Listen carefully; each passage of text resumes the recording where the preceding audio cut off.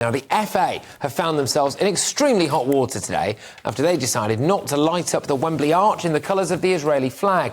The decision has caused outrage, given the FA's track record, as you will be able to see if you're watching us on your TV screens now, of lighting it up in a variety of different causes. That, I believe, is the Ukrainian flag. There's the LGBTQ plus flag. We've had it France, Turkey as well. Anyway, this sparks an interesting debate. To what extent should organisations become involved in international events and potentially political affairs? Joining me to discuss this is a fan favourite at GB News and one of our contributors, presenter occasionally as well. It's the wonderful Albi Amankona. Albi, have the FA scored an own goal here? I think the FA are in a really difficult spot because one of the things that they've been doing recently is they have been taking positions on social issues.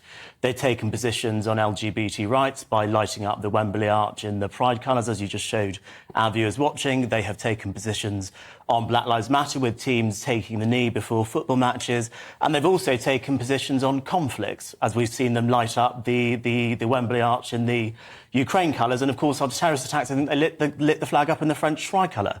So they've taken positions on this before, and I think that makes it difficult when they're deciding not to light up the arch in the Israeli colours. However, one thing that we've also got to remember is that I think at the friendly between Australia today, there was a minute's silence before the match and the players were wearing black armbands. So some people might argue that actually they are showing their appreciation and respect that way. I think some people in football, they always bang on, don't they, about we can't have politics and sport mixing, despite the fact that they are always so intent on mixing politics and sport. Yes, I am talking about Gary Lineker. And then you end up with situations like this, where they find it deeply controversial, they don't know which side to take, and so they keep quiet, and it almost highlights the hypocrisy in that sense, I think.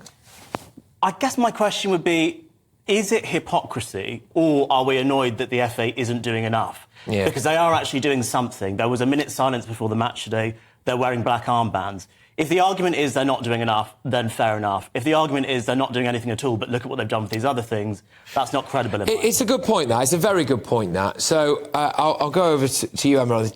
Do you think the FA should have picked a side? It's tricky, and also, is lighting up the arch with the Israeli flag, as, you know, number 10 Downing Street did, finally, after a day or two, is that taking sides, or is it just showing respect and showing, you know, the world stands with you, we are thinking of you? It's probably, yeah, I can see that it's seen as taking sides.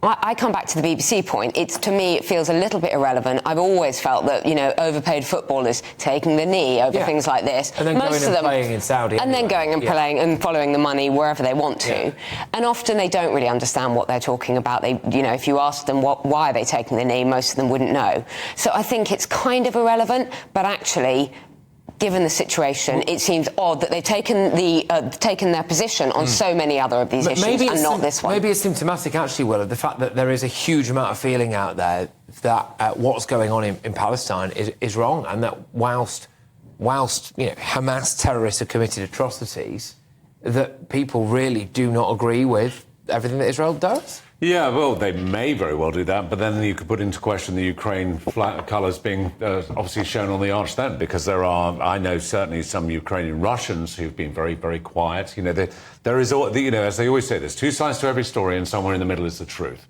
So in terms of them not showing, obviously, the colours in solidarity to Israel, it basically just shows that they're literally virtue signalling as and when they feel it's appropriate time and what is the most current, you know, subject they want to promote, which is a bit rubbish. And besides, I follow rugby. Besides, you follow rugby, maybe that's the way to go. I do think it does maybe highlight, Albie, how some of this virtue signalling is often just a fashion trend, actually. So, yeah, it's very fashionable at times and certainly less controversial to have backed Ukraine. Very fashionable, very. Everybody was wearing blue and yellow. It was actually cool to have a little blue and yellow flag on your cheek. And I would argue sometimes I think the pride flag can be massively overused for commercial gain during... sometimes. Yeah, a lot of the time. Well, you can't do that with the Israeli flag, so that's why they don't do it.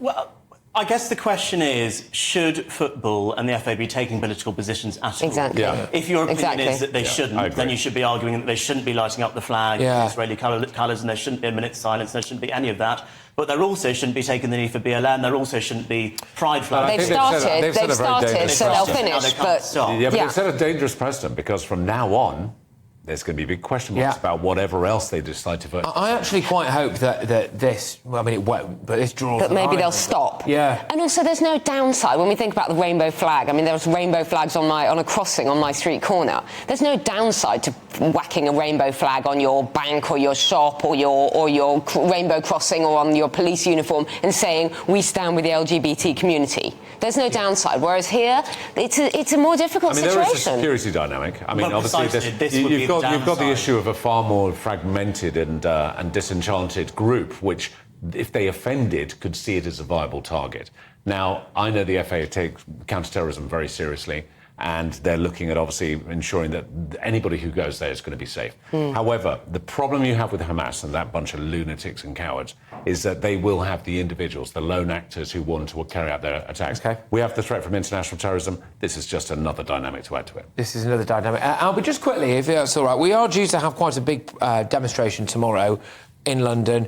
A call for about 1,000 police are going to be there. People saying maybe we should have done what's happened in France, which is to say this is banned. Of course, the protests there still went ahead. They just got the water cannons out, which I'm not saying that we should necessarily do. Do you think that we should be saying now we're going to ban protests for public order when it comes to Palestine? Look, I think it's very difficult to start saying that I want to ban protests for things that I disagree with. Yep. I want to let protests happen for things that I agree with. I don't think we should be banning things until something bad happens. I think that's just a function and a feature of a liberal democracy. For better or worse, we've got to live with it. Cool. All right. I think we might just have time. I'm just going to check back in with New York, if that's all right. I think we can just show you some of the scenes that are taking place, live footage. This is this ongoing global day of rage that appears to be taking place, if that's what you want to call it. It started out in Yemen and Jordan. It went around a load of the countries there: Iraq, Afghanistan, Bangladesh. We had some in Malaysia as well. France, of course, the night before.